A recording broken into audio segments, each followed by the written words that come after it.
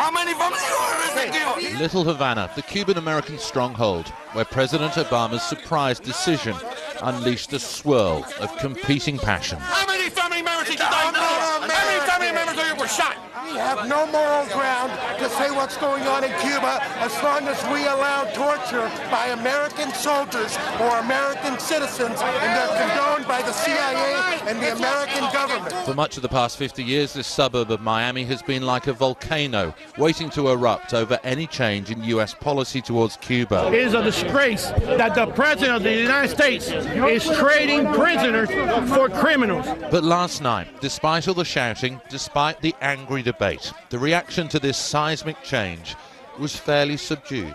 What we're seeing tonight is a lot of passion, but what we're not seeing is that many protesters. If this decision had come 15 years ago, then the streets of Little Havana would have been packed, shoulder to shoulder, with demonstrators. Domino Park, where Cuban exiles decades ago recreated a small corner of their beloved homeland. This morning the mood was relaxed. It was hardly a seething hotbed of resentment.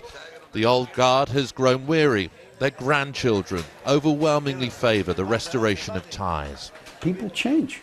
You know, how many times are you going to bang yourself against the wall until you realize that it hurts? It hasn't worked. The policy hasn't worked.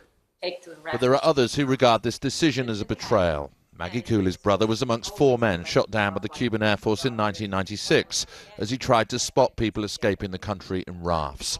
The president's move to normalize relations is an affront to their memory.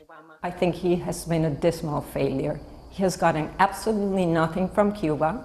Cuba has gotten everything that they wanted. As far as I'm concerned, as far as the families are concerned, when you establish